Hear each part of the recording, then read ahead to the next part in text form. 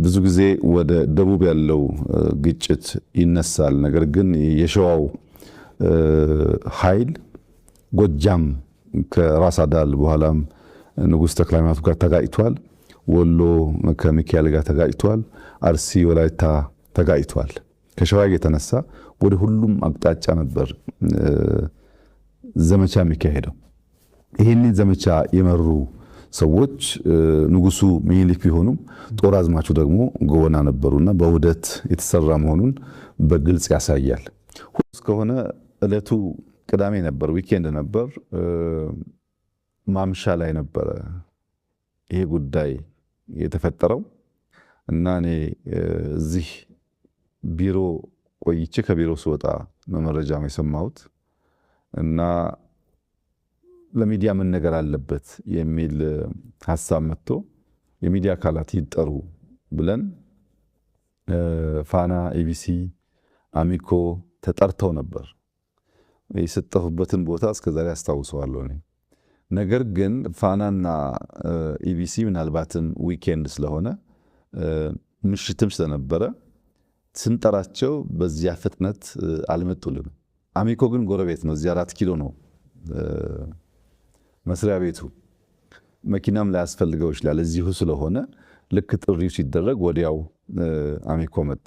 አሚኮ መጥቶ የተወሰነ ደቂቃ ጠበቅን እነዚያ ቢደርሱ ብለን ዘገዩብን እና መጨረሻ የመጣው ሐሳብ ምንም እኮ ችግር የለውም አሚኮ ወስዶ ለሁሉም ሊያከፋፍል ስለሚችል ለአሚኮ ይሰጥ ተብሎ ምሽት ላይ ነው፣ እኔ ቤት ነው፣ ለአሚኮ ሰጠሁኝ። በኋላ ግን ባህር ዳር ላይ ሆኖ መግለጫ ሰጠ ወደሚል የሴራ ትንታኔ ተቀይሯል። እንደዚህ ያለው ከእውነት የተፋታ ለዛሬም ለነገም የማይበጅ ውስጥህ እያወቀ የሚሸነገር የሚዋሽ ነገር ጥፋት ብቻ ነው የሚያመጣውና ያ ክስተት ከመነሾ የሚሳካ ነው፣ ከመነሾ አንድ ግብ የሚያሟላ ነው ባትልም እንደ ጥቁር ጠባሳ የሚወሰድ መጥፎ ክስተት ነው ብዬ ነው የማየው።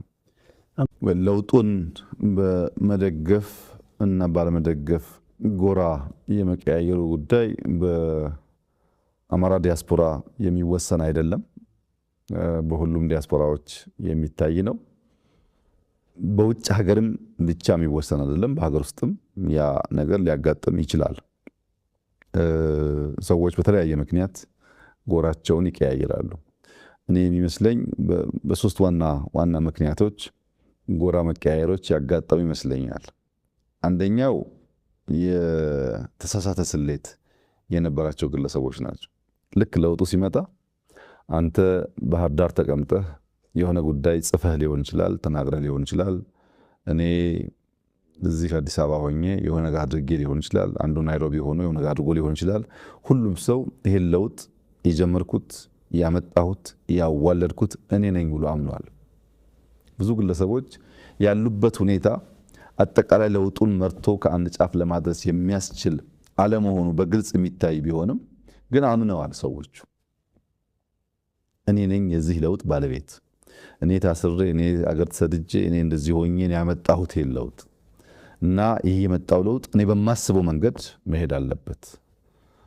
ከተቻለ ምነክስ፣ ካልተቻለ ደግሞ ማነክስ መሆን አለብኝ የሚል እምነት ያመኑ ሰዎች የተጋባባቸው ግለሰቦች ነበሩ።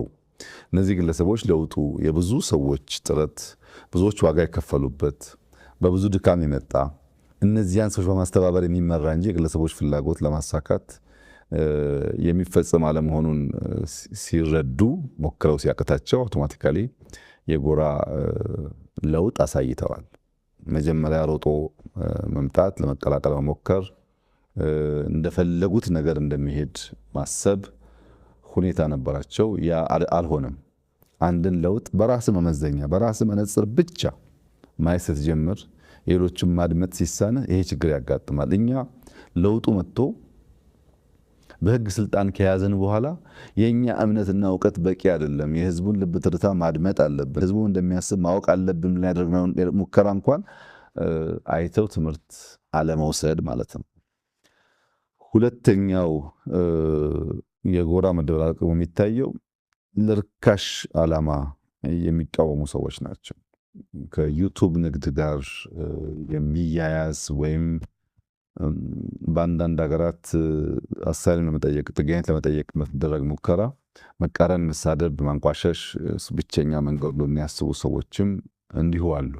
ይሄን የምታየው አንዳንድ ሰዎች በጣም ያንቋሽሹ ሲያደብና ኢትዮጵያ ሲመጡ እኛ እኮ እንዲህ ያልመሰለንም ሀገር ተቀይሯል፣ ብዙ ለውጥ ነው ያለው፣ በደንብ አልነገራችሁንም በጣም እንደተጸጸቱ ሰዎች ሆነው ይቀርባሉ። ሄዶ ደግሞ ትንሽ 6 ወር 8 ወር ሲቆይ የግድ ገንዘብ ጥቅም ስለሆነ መልሶ ያ ባህሪ ሲያገረሽ ታያለህ። እንደነዚህ አይነት ሰዎች አሉ። በሶስተኛ ደረጃ ግን እውነተኛ ጥያቄ ያላቸው ሰዎች ደግሞ አሉ። በአንዳንድ ጉዳይ ላይ እውነተኛ ጀኖን ጥያቄ አንስተው በበቂ ደረጃ ምላሽ ያላገኙ ሲመስላቸው እንደዚህ አይነት ስሜት የሚሰማቸው ሰዎች አሉ። ያ የኛም ድክመት ያለበት ሊሆን ይችላል። እና የተለያየ ጎራ ነው፣ በአንድ ካታጎሪ የሚወሰድ አይደለም። መንገዳቸው ምን ይሁን እንዴት ቢቀጥሉ ይሻላል ላልከኝ፣ ያው እውነተኛ ጥያቄ ያላቸው ቀርብ ብሎ ማየት ነው። ይምጡ፣ ይመልከቱ፣ ይጠይቁ፣ አብሮ ይስሩ። ለውጥ ዳር ስፔሲፊካሊ የወልቃይትን ጉዳይ ብትወስድ በትግራይ በኩል ያለው ጥያቄ ፌዴራል መንግስት ስርዓት ውስጥ በትግራይ ክልል ይተዳደር ነበር። በጦርነቱ ምክንያት ነው ያንን ቦታ ያጣ ነው። አሁን ደግሞ ለአማራ ህዝብ ህልውና እንታገላለን የሚሉ ኃይሎች ሁሉ ውሰዱት፣ አብረናችሁ እንዋጋለን፣ ይገባችኋል እያሉን ነው። እየከለከለን ያለው የፌዴራል መንግስት ነው። የፌዴራል መንግስት ከዚህ ጉዳይ ራሱን ቢያወጣ እኛ በማንኛውም መንገድ በኃይልም ይሁን በሰላም ቦታችንን እናስመልሳለን። እንቅፋት የሆነብን የፌዴራል መንግስት ነው እንጂ ለዚህ ህዝብ የሚታገሉ ወገኖችም ጭምር ለዚህ ህዝብ እንታገላለን ባዮች ጭምር እንድንወስድ ፈቅደው የዚያ ትግል ተባባሪና አጋር ሆነዋል። እናንተ ናችሁ እንቅፋቱ ይላሉ። ወደ አማራ ክልል ደግሞ ስትመጣ ከጦርነት በኋላ በፌዴራል መንግስት ውክልና የሚተዳደረው የወልቃይት ክልል በህግ አግባብ በተሟላ መንገድ ወደ አማራ ክልል መመለስ ሲገባው የፌዴራል ክልል መንግስት አልመለሰም ብለው ያስባሉ። ሁለቱም ጋር ጥያቄ አለ ማለት ነው። ይህንን ጥያቄ የምንፈታው አንዱን ወገን በማስደሰት ለአንዱ ወገን ምላሽ በመስጠት አንዱን ከጥያቄው ጋር እንዲቆይ ብናደርገው ዘላቂ ሰላም አያመጣም። የጊዜ ጉዳይ እንጂ መልሶ ግጭት ይፈጥራል። መልሶ ግጭት የሚፈጥርን ነገር ለአጭር ጊዜ እፎይታ፣ ለአጭር ጊዜ ደስታ መመለስ ደግሞ የመደመር መንግስት ፕሪንሲፕል አይደለም። የኛ አንደኛው ፕሪንሲፕል ሚዛናዊነት ነው። ሁለተኛው ሙሉ እይታ ነው።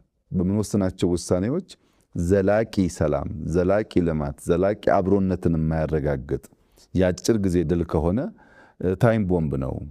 ነገርን ለጊዜው ያዳፍናል እንጂ ከናካቴው አያጠፋውም ብለን ስለምናስብ አንመርጠውም። መንገዱን ጊዜ ወስዶ ተወያይተን ተመካክረን ህግን ስርዓትን ተከትለን የህዝቦችን ተሳትፎ አረጋግጠን ብንወስን ግን ለዘላቂው ሰላም ሊያረጋግጥ ይችላል የሚል እምነት ስላለን አብዛኛው በኢንክሉሲቭ ናሽናል ዲያሎጉ በፓርቲ ውስጥ እኩል ተሳትፎ አልነበረም። አንደኛ ባለቤትና ጎረቤት ነበር። ኢትዮጵያውያን ከፊሉ ባለቤት ከፊሉ ጎረቤት ወይም አጋር ተብሎ የተከፈለበት ሁኔታ ነበረ። ባለቤት ከተባሉትም ደግሞ ሃይራርኪ ነበራቸው። ዴሞክራሲን በሚያሳይ መንገድ ባለቤትነታቸው የሚያረጋግጥ ነገር አልነበረም። ለምሳሌ ፓርላማ ውስጥ ኦሮሞ፣ አማራ በቁጥራቸው ምክንያት በርከት ያለ ወንበር ቢኖራቸውም በፓርቲ ውስጥ ግን ኦሮሞም፣ አማራም፣ ትግሬም እኩል ወንበር ነበራቸው። እኩል ወንበር ነበራቸው ማለት መንግስቱን የሚመራው ፓርቲ ነው። ፓርቲ ውስጥ የማጆሪቲ ሩል ማይኖሪቲ ራይትስ የሚባለው የዲሞክራቲክ ፋውንዴሽን መሰረቱ እሳቤው አልነበረም። ቲፒኤልኤፍ 9 ሰው አለው፣ ኦህዴድ 9 ሰው አለው። እነዚህ ሰዎች በኩል ድምፅ ነው ወስነው ያ ውሳኔ ወደ ፓርላማ የሚፈጸመው። ይሄ ተሳትፎን የተዛባ ያደርገዋል፣ መስተካከል ነበረበት የሚል ጥያቄ ነበር። ሪጂናል ኦቶኖሚ ክልሎች ከፌዴራል መንግስት በህግ ከተሰጠው ስልጣን ባሻገር ጣልቃ ሳይገባባቸው በነፃነት ልማታቸውን፣ ሰላማቸውን፣ ፖለቲካቸውን እንዲያራምዱ መፍቀድ ላይ እንደሚታወቀው ውስንነት ነበር። ያን መመለስ ብዙ የሌሎችን ክልሎች ተሳትፎ ሳይፈልግ ራሱ መንግስት ራሱ ፓርቲ መወሰን መቀየር ይችላል። በፌዴራል መንግስት አካታችነትን በሚመለከት ኢሹዎች ነበሩ። በቁልፍ ተቋማት ውክልናችን ለምሳሌ አየር መንገድ ወስደህ፣ ቴሌኮም ወስደህ፣ ሜቴክ ወስደህ እንደዚህ ገንዘብ ያለባቸው ሺፒንግ ላይንስ ወስደህ የሚታየው ካቢኔ ብቻ ሳይሆን ሌሎችም አካባቢዎች ላይ የነበረው ውክልና አሳታፊ አካታች አልነበረም የሚል ስሞታ ቅሬታ ነበር። ያለ መፍታት ብዙ ርቀት ተኪዷል። መጥፎ ትርክቶች አሉ።